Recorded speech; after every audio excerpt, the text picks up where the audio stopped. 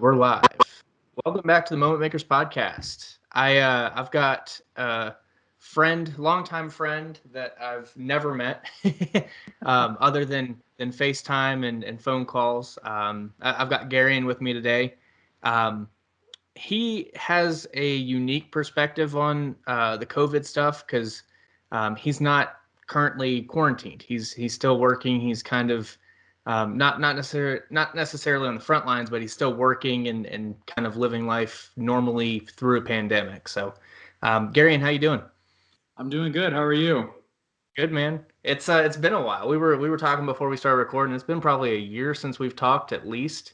Yeah, it has, man. It's weird. Life just like shoots on by, man. Yeah.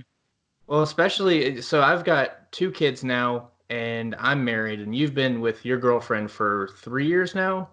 Been a little over 4. Four. So just time flies, man. I It's know. uh, it's it's crazy. It was literally um, yesterday that I started like dating her and like we were yeah, talking more and all this other stuff yeah. before life got crazy.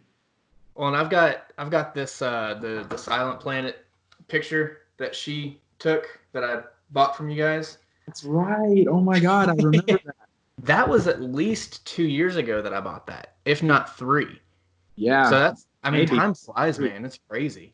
Yeah, it is. It's crazy. I honestly had like totally blanked on the fact that she sold those prints back then. Yeah, But yeah, yeah. that's amazing. um, so kind of getting into the podcast.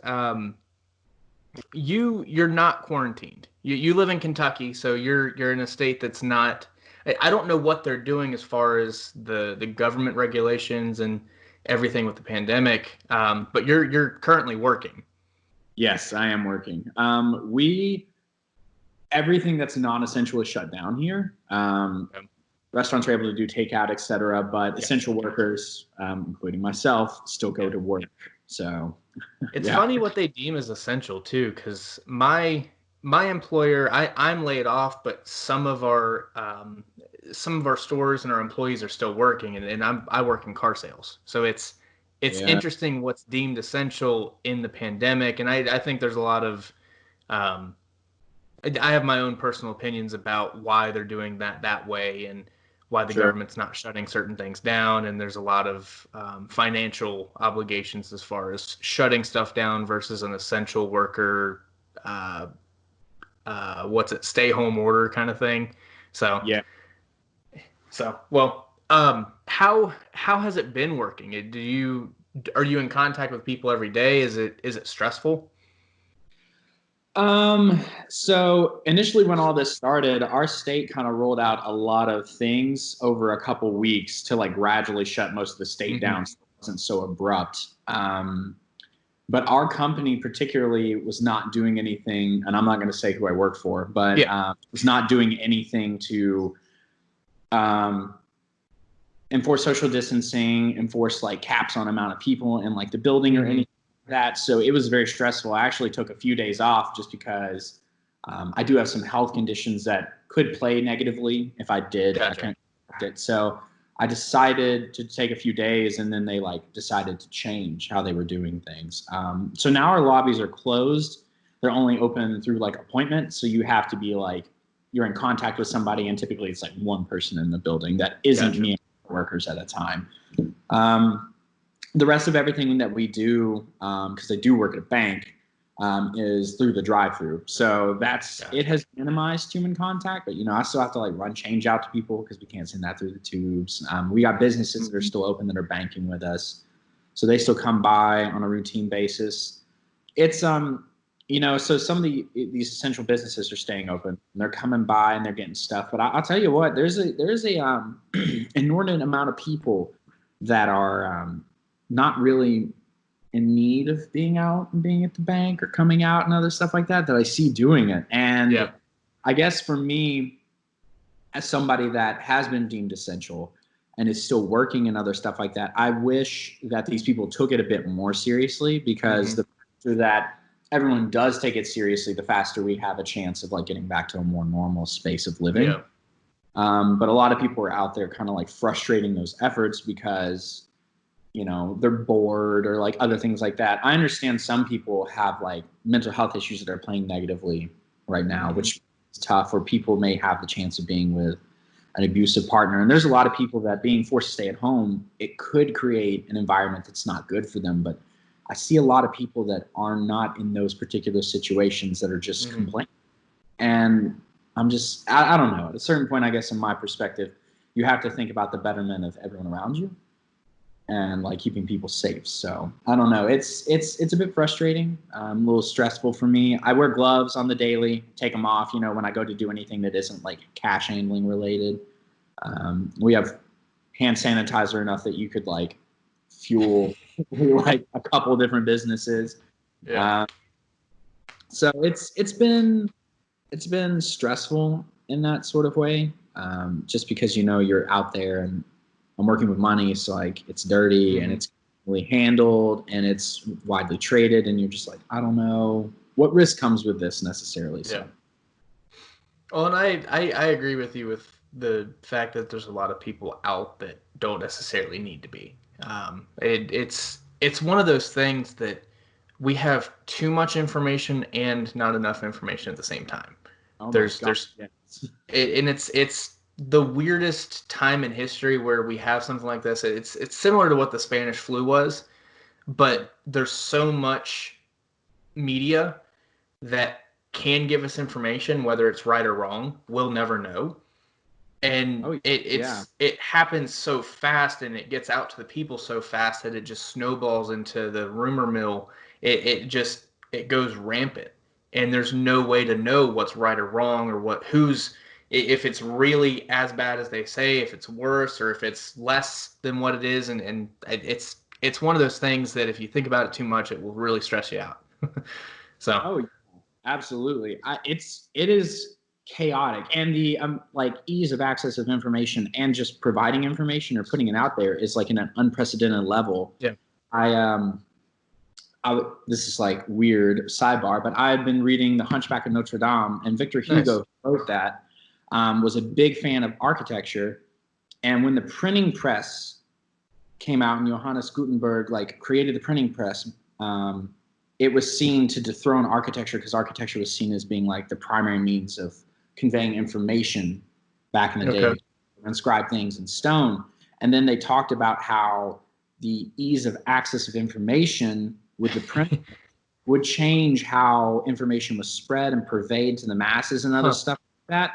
And I feel like this like introduction of the internet into our society, and specifically social media, where opinions are now lauded as being just like fact, and everybody got an opinion, is like another just like incredible like revolution in like the dispersal of information. And it's so chaotically confusing, because you're right, we have like this over influx of people sharing like facts on what's going on.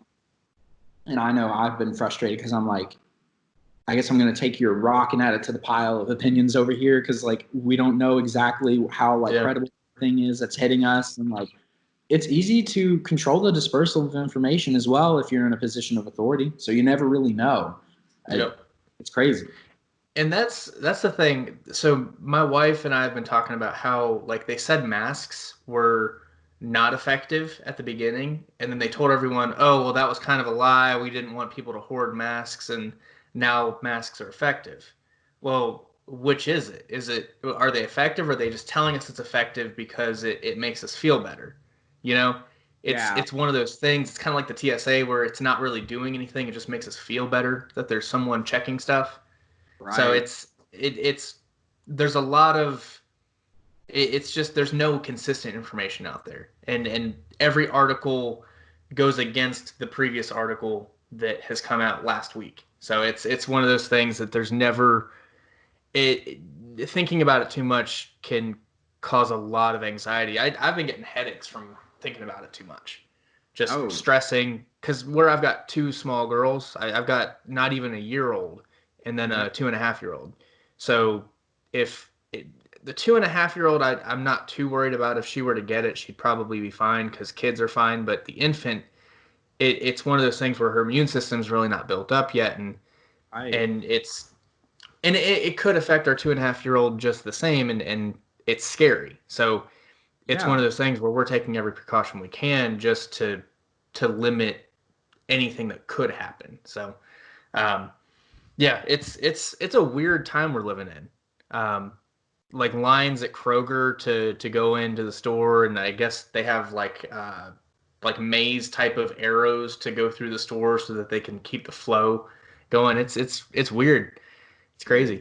is. It is. Yeah, it absolutely is. Just being like traffic through places. It's definitely strange. And I can only imagine your stress, having your daughters like Yeah. who are obviously they're your whole world. Like that, it's Hmm. scary. It's scary thinking about something happening to them Yeah. and like you don't have any recourse of action to try to like do anything against it right now. All you can hope Yeah. and do is everything you can to prevent it from even occurring.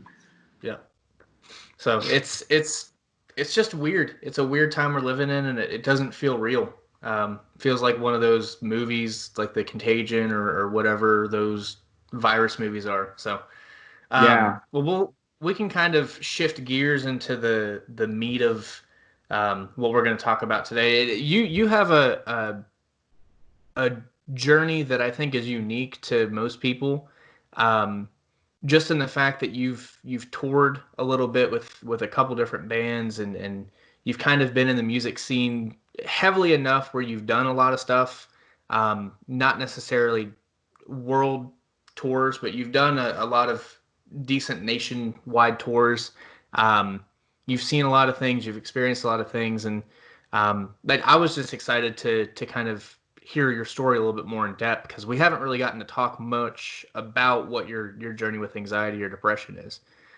So if you want to kind of, I don't know if you have a clear like step by step, this is my journey, or if you just kind of want to give bullet points, but I feel like your perspective is unique in that sense. So Okay. Well, yeah. Um, it's been a very long process for me. I didn't even genuinely know, I guess, even really consider that I was depressed or anxious for a really long time, even though I like severely suffered in it. And hindsight's 2020. It's easy to see now that I spent a lot of time under its thumb, so to speak, without any actual knowledge of what was occurring to me. Truthfully, I wasn't even aware of it until I was probably around 21 years old.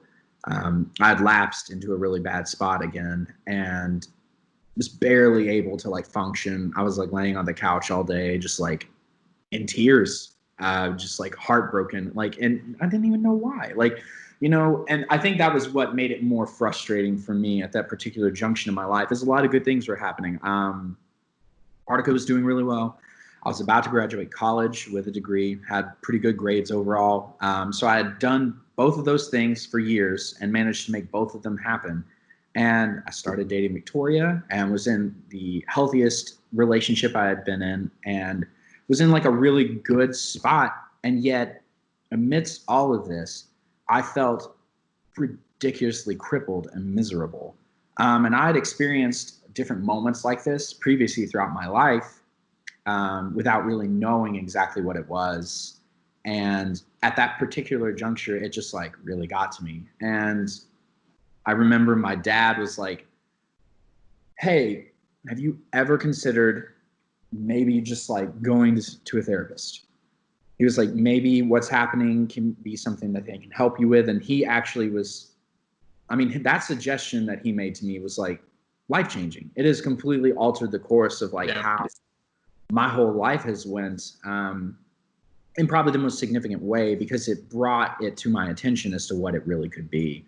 And he offered to let me use some of his like employee benefits at his work, where they provide them with like therapy sessions and other stuff like that. So, and at that time I had freshly moved out, working, making like 11, 12 bucks an hour, living someplace. I didn't have a lot of money. So it's, it was such a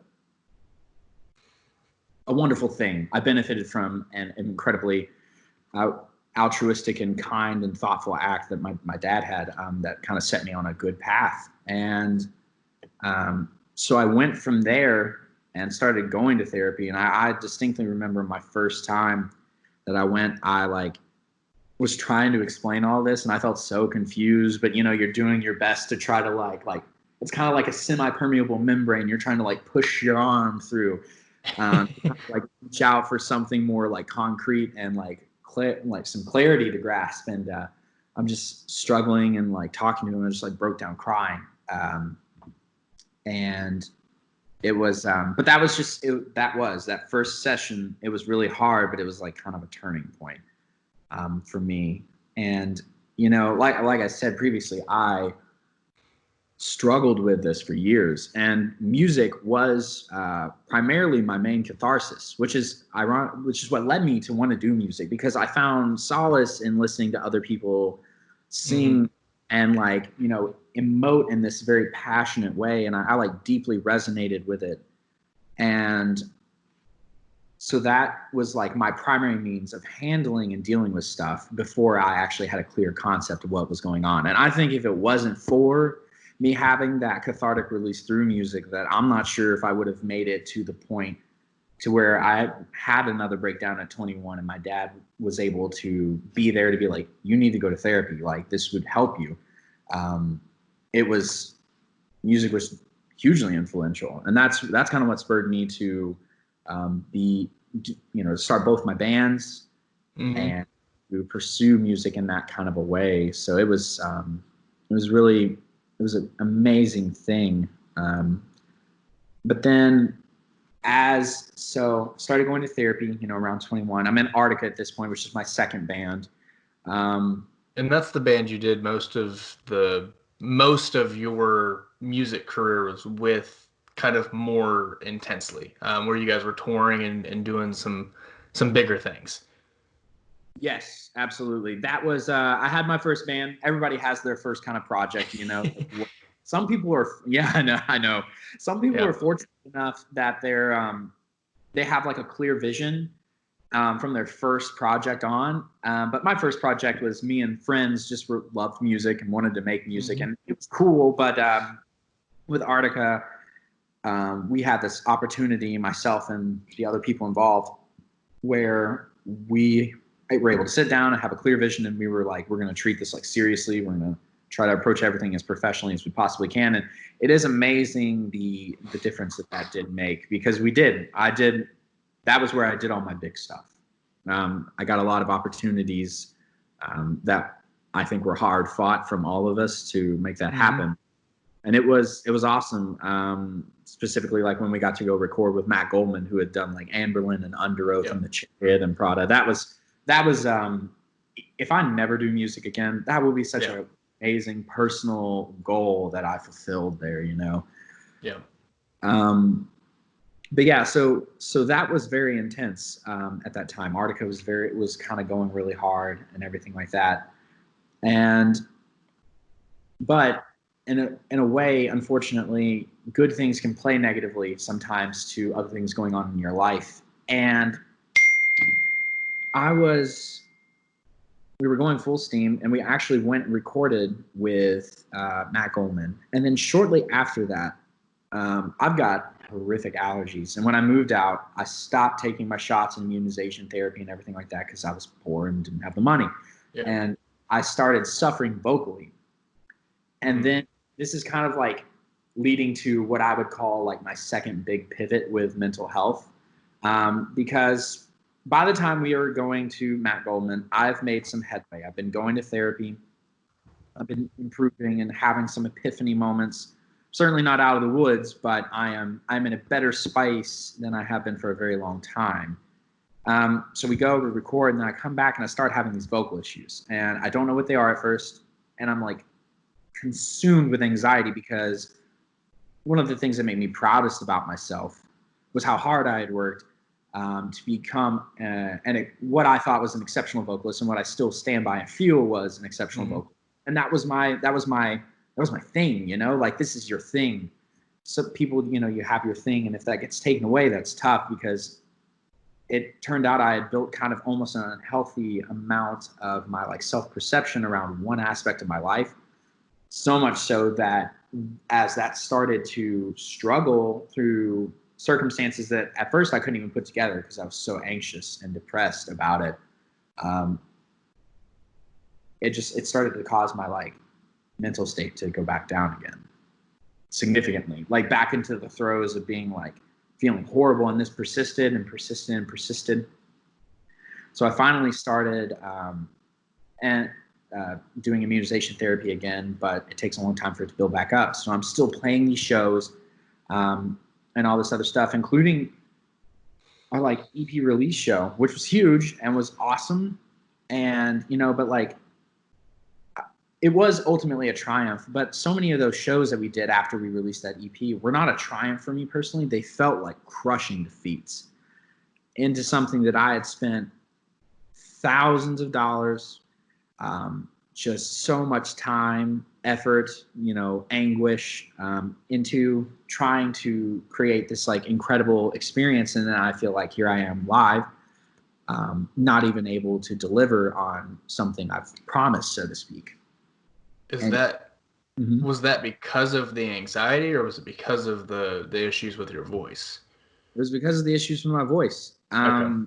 And that was tough because, you know, I would sit and I'd practice and I'd do all this stuff, and it felt so cyclical because, you know, going from being able to sing nearly like 4 octaves to being barely able to do one very well is like, what the heck is going on? And every time it would just be like, you better give up. Might as well give up. What are you doing? You should probably give up. This is horrible. What exactly was going on with your voice? I don't mean to interrupt you, but just to give some context to what you're talking about with your voice. You are an exceptional vocalist, and you do have a very wide range. Was it just that your range was diminished to, like, you were able to do this and then it was just that was all you could do? To an extent, yes. So it reduced my range effectively in many ways, and it also affected like tonality and other things like that. Okay. All based on the fact that I'm like horrifically allergic. Like the allergist is always disgusted and shocked when they see how many things I'm allergic to. And I live in the worst state in the contiguous United States for allergies. So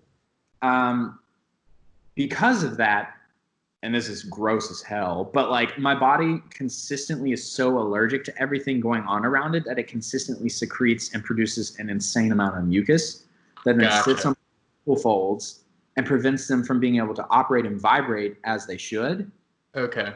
So it prevents them from phonating correctly, and a rather significant capacity. So you know, you sound stupid saying that to somebody because you don't hear people say that. You hear rock stars being like, yeah, dude, I played this crazy show and like I just went too hard and I blew out my voice, and you know, it'll be okay though, you know, it'll be fine. Like no one ever is like, oh man, it's got so much mucus in here, bro. Like you say that, everybody's gonna be like, oh yeah. This guy's clearly full of shit, you know, like he can't do anything. So, and that was tough because like then we went on like about a 2.5 week tour out through like the Midwest, down through Texas, and back up through the South up into Kentucky in support of this EP that we released after a killer EP release show that we were able to take all the money from and buy straight out in cash, buy a van because it did so well, and you know, try to take this experience and deliver it to these different people. And I feel like I'm failing myself, my bandmates and everything like that. The stress, it sucks because that 2-week tour should have been one of the most exceptional payoffs in my life because of how exciting it was. And it wasn't. It was horrific. It felt so stressful. I was like miserably depressed all the time and like dreaded going and doing what I was there for, which is the thing I love the most in life, and that's going to perform. And it was tough. I mean, we went on that whole tour, and there also unfortunately was some tensions. You know, I'm sure maybe in some ways my mental state played to it. I feel like in some ways around this time I used to have there was like a couple member shifts in the band, and eventually at this point it left me the only member here in Lexington and everybody else lived in Louisville. So I felt like, wow, I'm struggling and I don't know how they're perceiving it, or if they take it as legitimate or not, or if they're like thinking I'm bullshitting them or being lazy or whatever. And we're on this tour and I feel bad about like not being able to pull through because I want to be able to deliver on this just as much as anybody else. And, with a lot of times post-hardcore bands are built around the vocals. And that's kind of how Arctica was in many ways. And so like, I was like, if I don't do this, like I'm not just letting myself down, I'm letting them down and the work that they've put into this and other things like that. And so, and it felt like through natural. How old were you at the time? God, I was probably 24 around this time. Yeah, 24 And how years. old are you now? I'm 26. Okay. So it's about a year and a half. That's a lot of stress to put on yourself being 24. That your lack of ability out of your control is the detriment to everybody around you, and that you've worked so hard to build this thing into what it is, and you're touring and you can't control the fact that your vocals are messing up. It's just something that's happening. But the stress and the weight that you're putting on yourself, your mind just goes crazy with that thought, and it goes down that rabbit hole, and it makes you believe things that aren't true. And it's crazy. You can continue. I just wanted to point that out. No, I mean, that's so true. I mean, it's just, you're right. It's like something triggers an event and then it just like, it's gone. You're just like gone, flushed down the toilet, like going down with like these horrible thoughts about yourself and everything going on. It was so much to personally feel like I was bearing on my shoulders. And it made me feel isolated too, again, because like I'm not with them all the time. They're in Louisville and they can all hang out. They were hanging out and spending all this time together. And it kind of felt like I was like, partially through my own perception of like worrying, but also kind of because of natural things. I suppose like it felt like here I am in this band. I've contributed so much to it. I feel like I'm getting like weirdly like I'm an outsider. I'm like in the outskirts of what's happening. And that contributed super negatively to my mental space. And so we got back and there were some things that happened that I don't feel like delving into because I don't want to like fucking, stir up shit with people. Not that I don't know that they'll ever hear or see this, but there's just no need.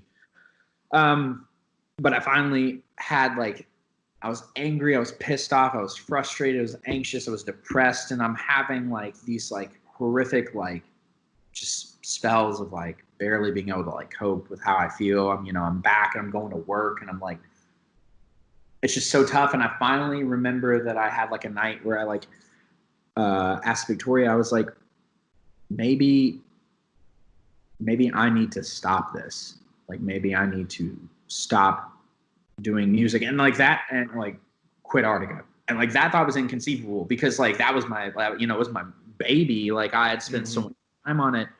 And I was the last like of the original 3 that had like got together to like want to start it.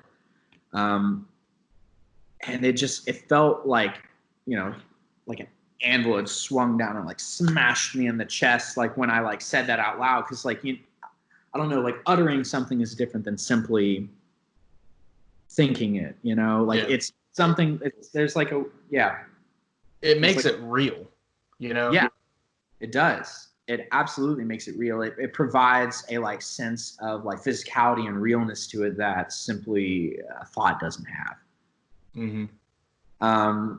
And so I remember I talked with her.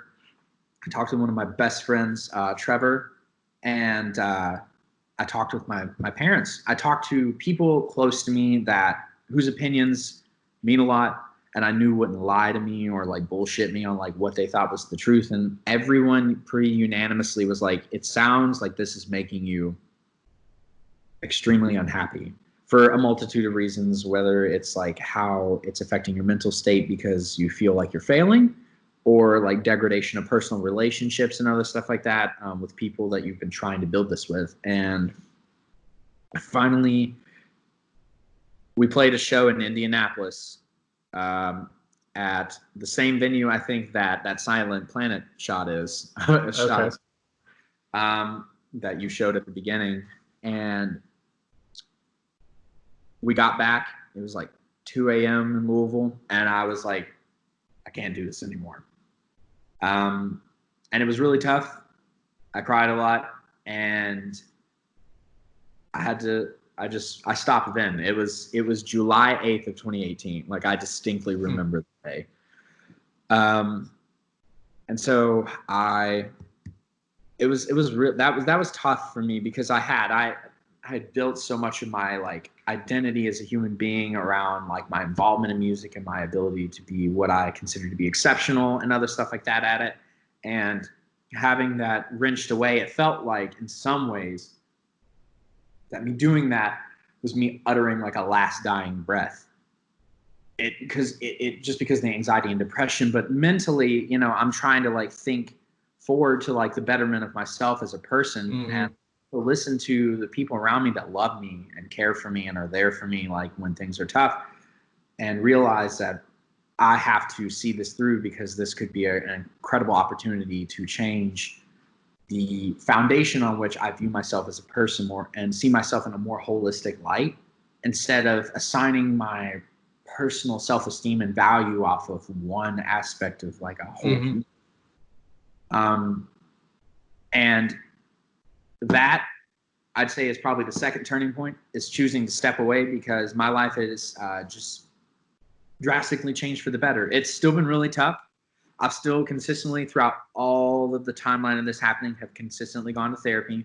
Without therapy, without that opportunity to sit with somebody with no judgment and no personal involvement in my life, they have no attachment to anything, sitting there listening, helping me work through things that I never thought I'd utter out loud to another person, has just drastically altered the trajectory of me. I am, as I sit here right now talking to you, it's an amazing feeling. I'm not totally better. I'm not like perfect. I have tough days. I feel weird sometimes and I can't put my finger on it, but I am so drastically changed as a person. I like don't see myself as being only valuable in one way, which was something that was significantly hampering my like self-love. And I'm more often than not happy. Again, I struggle a lot. I still got places to go. There's still things I want to unravel and I'm working to change, but I think it's just, it sounds so stereotypical. People are always like, you see people in movies and like very cliched like stories about you have to give up the thing you love to be able to be happy and become the person you need to be. Like, I'm a very defiant kind of person. I like never want to let go of stuff. Like, I always want to like charge for it and keep pushing. But the thing that made me happiest ultimately was letting go of the thing that I had poured the most of myself into. That's so it is kind of a cliche, but it's a powerful statement. Especially me knowing you and having known you for the past however many years it's been, 4, 5, 6, whatever. I mean, your whole life was music, and when I found out that you weren't doing music anymore, it was like, what? It's weird, It's like the two always went together. And you do seem like a much happier, kind of well-rounded person now. Then, not that you weren't before, but your identity is not found in music anymore. It's found in the way you treat people and the way that you act. And I think that says a lot more about you and your journey with everything that you've been through as a person and where you're going in the same light. How and I appreciate the fact that you've been going to therapy and that's something that you really hold as part of a huge reason as to why you are where you are. And I think that more people saying that will help more people, because for a lot of people, especially when you mentioned your dad was the one that kind of gave you that thought of going to therapy. And for most people, that's not a thing. For most people, their parents don't have the knowledge of what mental health is to even offer that as a suggestion. So I think that's a very unique perspective in that sense, and the fact that changed your life completely. It is such a powerful thing in itself too. And it's funny. It seems like creatives, and I would consider you a creative because that's the space that you kind of spend most of your time in. Um, it seems like creatives go through these like up and downs in their career as creatives, where they have passion for what they love, but like you said, that you kind of have to let it go to let it be what it can become. And I've done the same thing with Sparrow for the last 7 years. I've tried to make it happen and do its thing for the last 7 years, and it's never done what I wanted it to. And I was at a point where I just wanted to let it go and never touch it again, just let it be my own thing. Yeah. And it always kind of comes back and it goes away, and then it comes back more intense, and then it goes away, and then it comes back more intense. And it's one of those things where you have to learn who you are through those ups and downs. And I think you've done a really good job of keeping your head straight for the most part through all of it, where you can say, this is who I am. I'm not defined by what I went through or the things that I found my identity in before. This is who I am now. And I think that's a very powerful journey with anxiety and depression. So I appreciate that, man. I do. um one other thing that I kind of want to mention, just because I've mentioned it on the last few episodes, so my relationship with you was kind of originated in church. We both had a mutual friend that went to a Bible study in Virginia where I was at, and I met you through that person, and me and you kind of stayed friends, and I haven't talked to that person in years. It's funny how that happens. Yeah. But you don't go to church anymore. You're not really involved in that space, and that's been a very consistent thing with people that I've met through church, and I'm still in church myself, but a lot of the beliefs and doctrine and theology that I had when I was younger, I don't hold anymore, but I still have those core values instilled in me. But for you, it's not something where your faith is something that you use as a tool to help with your mental state. So I don't know if you feel comfortable sharing about that a little bit, um, why you decided to leave, and how that's affected your mental state, and maybe where you're at with that. Yeah, no, I certainly don't mind. Man, so I grew up very heavily in the church, and that was, primarily through my familial involvement and other things like that. My dad is an ordained evangelist. It Okay. has a Master's of Divinity from the Southern Baptist Theological Wow. Seminary. He was an associate pastor of a startup church. He does itinerant ministry, all while he also works like a normal day job and everything like that. So my dad is a multifaceted man for sure. But I grew up in that, and I truly believed it and was passionate about it for the longest time. But when I started being a teenager, I suppose, don't all bad things happen when you're a teenager? I started experiencing some sense of not belonging in the church, so to speak. I started feeling like I think it was because of the youth group I was in initially. Like I felt kind of alienated. It was a lot for there was a lot of, and this is probably in hindsight, retrospectively, very petty high school bullshit, but there was a lot of jocks and very pretty stereotypical popular people in there. And here I was, and I felt very out of place with it. I wanted to belong, but it never felt like I really mattered. And that, it's such a formative time that kind of hurts and sucks and everything like that. And, no one's obligated, I suppose, to want to be your friend or care about you or et cetera. But it does hamper the experience in ways. And so that started, I feel like, in a way, kind of chipped away a little bit at like my foundation and everything like that in all this. And I feel like I should note, like when I was very, very young, I like gave my life to Jesus, and I was very passionate about it. And even up through all of this, still very passionate about it, still cared. And over the years, as things like shifted or things like chipped away at my perspective of Christianity or the church, I would pivot that view and still remain passionate and recontextualize it in different ways. Because I say all this because like I believed it with every fiber of my being. It was not a joke to me.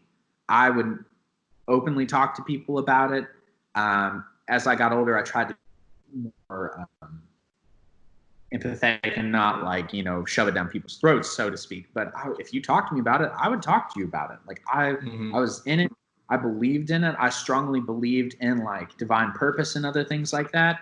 And so much of my like worldview centered around that. And to be quite frank, I remember I was going to a church with me and my best friend in the whole world, Dakota. He and I both kind of like started exiting Christianity at the same time. Or I saw somebody, I don't know if you watch Rhett and Link or if you know who they are. Yeah. We both, yes. So they have a podcast and they've talked about their spiritual deconstruction. And I loved that phrasing because that's what Dakota and I went through, kind of in a weirdly mirror way. Not to interrupt you, but a big one for me through that phase of my life was the Bad Christian podcast with the guys from Emory. I don't know if you ever listen to them or if you know the podcast, but that was a big part of me kind of deconstructing a lot of the beliefs that I had. So it's funny that we have similar kind of deconstructions. You can continue. No. Okay, so first off, Bad Christian Podcast is good. I actually just listened to an episode of it yesterday. Sweet. Nice. I like it. And one of my good friends now is actually like a member of their club and goes to all their conferences and everything like that. So even as I've like exited this space, like I'm not opposed to listening to rational, well-rounded people discuss their faith or anything like that. I don't hold or harbor like deep resentment against that. But he and I, Dakota and I, we entered this kind of phase of like, and it wasn't even at the time terribly like articulate, so to speak. It's just that we saw the hypocritical, like disgusting kind of underbelly of the church, and we saw it too much. And that's what really, for me and him, started all that. We both were just kind of abhorred with how insidious it was, because like the church we were going to at the time, merely like a year or two before, there was like a scandal where the pastor and the associate pastor were having like an affair together, and like found out that they had been like embezzling money or something of that nature, and like all this crazy stuff. And it was a big church here in Lexington, where I still live and where he also used to live here with me. And obviously that's not representative of Christianity as a whole, but that compounded with other things that we had been seeing, it just felt like so much about it was so disingenuous. And a lot of these people that I was encountering, their views on like other people that weren't them and weren't in their club and weren't in their social bubble was so lacking in empathy. And like that really started to like hurt me, because I was like, how is it that you can protest to believe in, Jesus and like all this other stuff? And of course I know people will want to reference the Old Testament and how God was harsh then and other things like that, and was strict and wrathful and other things like that, and that's all part of like a comprehensive picture of God. But it just felt so antithetical to the concept of like what Jesus was supposed to be standing for and what he brought. And that, having experienced that to an extent myself, and then I'm like starting to see how they like think about, and again, this isn't everybody, but this is, in my personal experience from people I dealt with and have encountered and stuff like that, this is a decent amount of people, enough that it's a problem. I feel like that people use religion as a way to self-inflate themselves. they get off on being self-righteous, and they get off on feeling like they've got like everything and all their ducks in a row and all this other stuff. And that kind of a thing, I don't think is realistic. I don't think it's truthful. And I just can't support that. And I don't know. I just found myself like stepping away from it and moving away from it. And I mean, I haven't even sat down to really like think out probably all the doctrinal and theological reasons as to why I disagree. Though I'm sure if someone brought them up, I could articulate it. But I just found myself focusing more on the here and now. It did contribute a lot to my anxiety.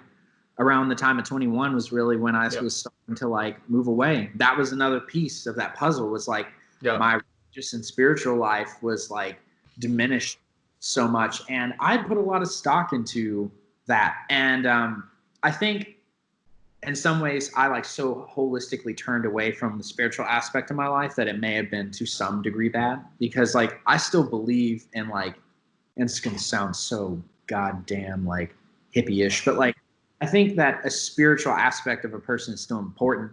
I don't think that there's nothing out there, and I don't know necessarily where I like fall. I've heard someone put it as like a hopeful agnostic. I don't want God to not be real. Mm-hmm. I love for there to be divine purpose, and for there to be an incredible reason for why all of this moves, breathes, and exists. And I don't even necessarily buy in completely to like the thoughts of strictly the evolutionary origination of the world, but I'm just kind of open to like see where these things like develop. But I do want to continue, I guess, a level of like spirituality as myself as a person, because I totally neglect that. It is similar to the concept of cut, like letting a hand wither, so to speak. Yeah. It's a part of you, and I think it's a part of everybody. And some people exist better without it, and maybe that's a nature versus nurture thing. And I feel like this conversation can go so many different directions. Yeah. But for me, at least personally, I do find it fulfilling to have a spiritual element to my life, and I feel like I'm noticing that I find that through like connection to music still, which it's the one thing that makes me feel that kind of ethereal level of like peace, or like happiness, or like love, or acceptance, or other things like that I can't find in like other places or spaces necessarily. Yeah. So well, there's a level. So for like in the Christian realm, that would be worship, right? That's kind of like the musical side of it. And I think a lot of what modern day worship is just a feeling. It's an atmosphere. It's a fabricated period of time at the beginning of church service that makes you feel good. And there's something to that. I mean, that's why we go to concerts, and that's why we go to shows, and that's why we enjoy that sphere of existence. But for like, so Silent Planet you brought up earlier in the episode, the way Garrett Russell, and he is a very, very devout Christian. He deals with mental health himself. You can just feel it with him when he's on stage. It is an act of worship for him, right? Whether he's worshiping to God or he's just letting that spiritual part of him out, it doesn't matter. It's an act of worship for him. And I think for a lot of people, like you were saying, that spiritual aspect of them is still there. For some people, it's Christianity and that God. For some people, it's the universe. And while I might not, people might get mad at me for saying, well, whatever the cup of tea is, it's your cup of tea. I think everybody needs something like that, because it just makes you, I don't know, there's a sense of humility that comes with it when you can kind of get out of your own way in a way. Yeah. But you mentioned how kind of deconstructing was a part of your anxiety, and we don't have to go on much longer. But I'm curious to know. And for a lot of people, it is, especially when you're brought up in a Christian home, and that's literally all you know for your entire life. And when you start to deconstruct and have a thought of, oh, maybe I don't believe this anymore. It's a very jarring thing, and when you say it out loud, it's like, oh shit, I don't believe this. Yeah. And I've been through periods of that in my life too, and I'm at a point now where I believe the church that I'm at is the only church that I've found in my 25 years on earth that is truly doing good for the sake of doing good, not for the sake of getting into heaven, or for a crown or a jewel in your crown when you get to heaven, or any of that nonsense. They're doing it because they're good people, and that's why I continue to go to the church that I'm at.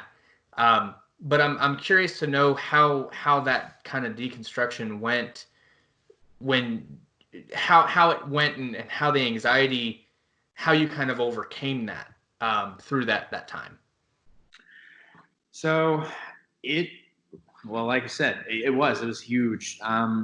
It's just kind of like watching a building fall. Like it's something that you've erected that's huge, that's so monumental to your life. And so it was stressful. I talked to my therapist about it. I really did.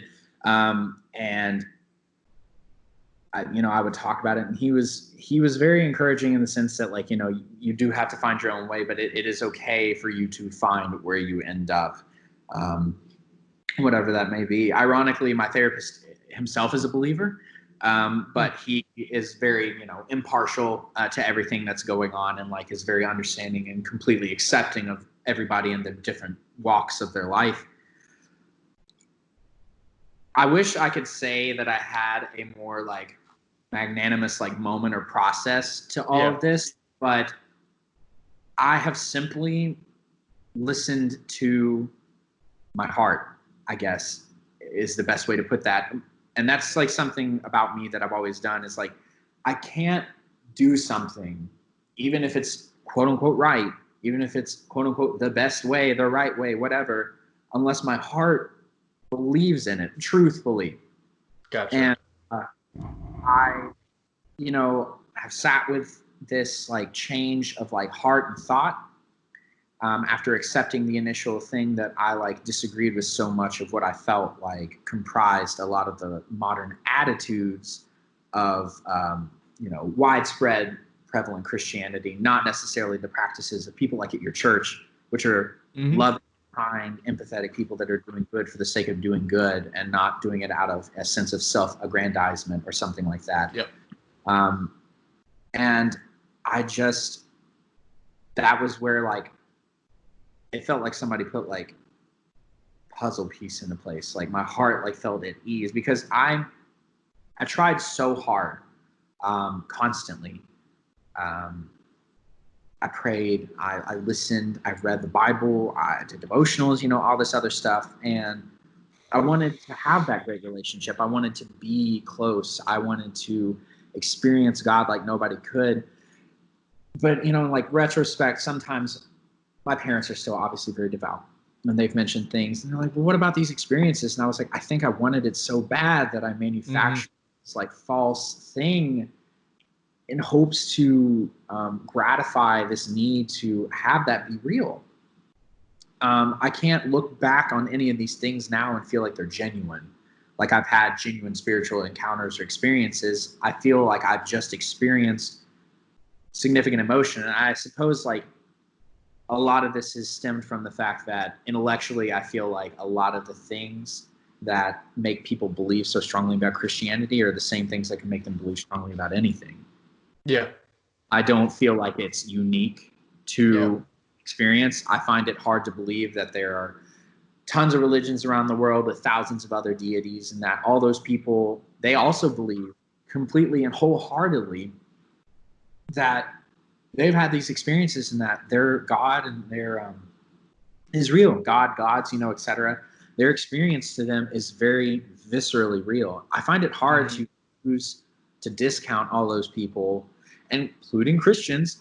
I find it hard to want to be in a camp of people that discounts everybody else for the sake of like propagating their way of thinking. And I do understand that there is a component of Christianity that kind of like I feel spurs that onward, because there's the whole hellfire and brimstone. They're going to hell. They're going to suffer. There's there's this like penalty, punishment.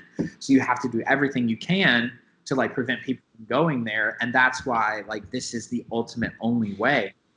Well, and not to cut you off, but that's also part of the detriment to the mental health side of it.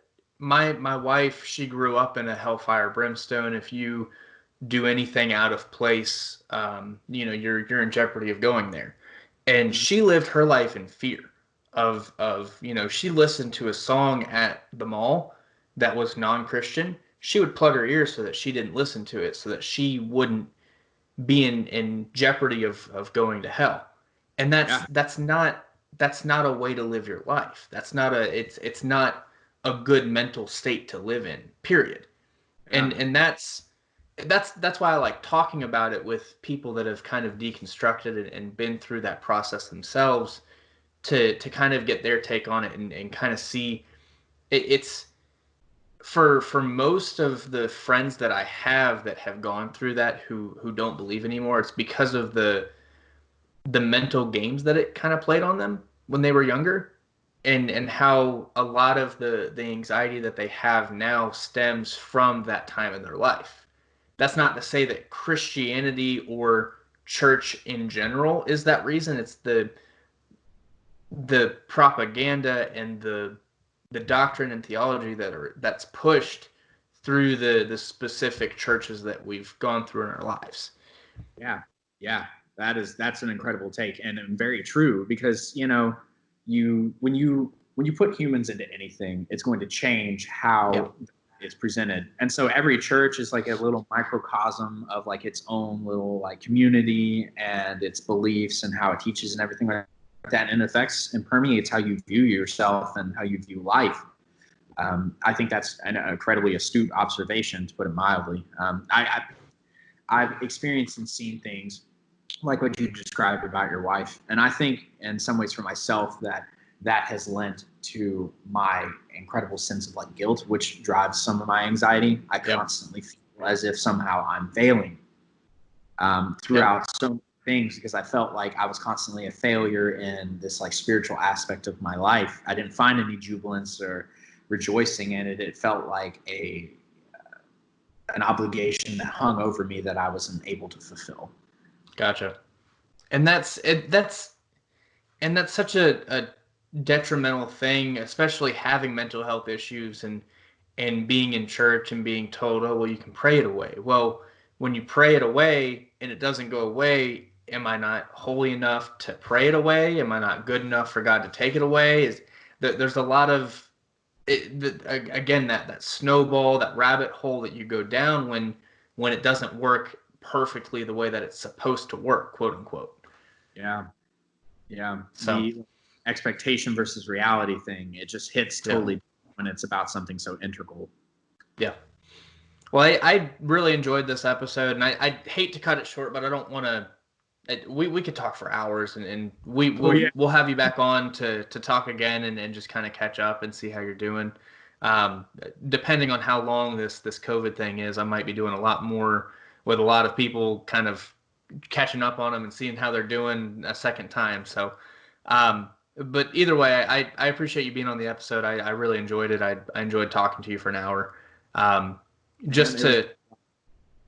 Just to plug a couple things here for Sparrow, sparrowcloth.com. We're doing code COVID-19 for 19% off your purchase.